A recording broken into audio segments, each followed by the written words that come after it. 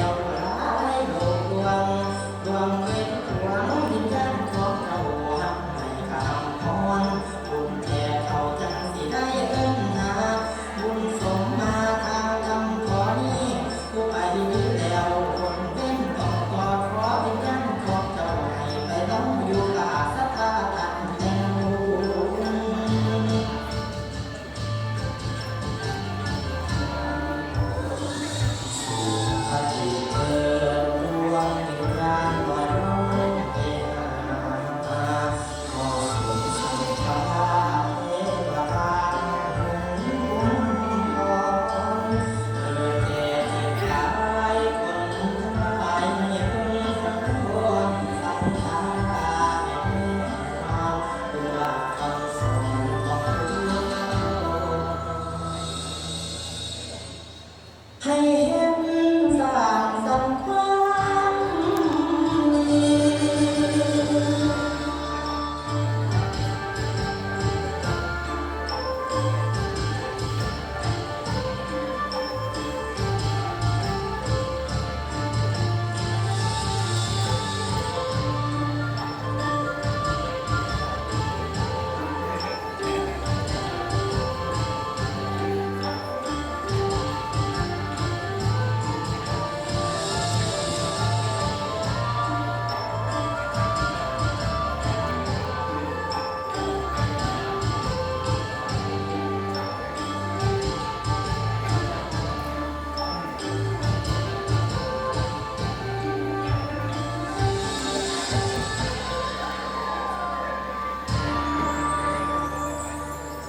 ขอเสียงปรบมือเป็นกำลังใจให้กับทุกซ้อนของโปรโมทเทวราช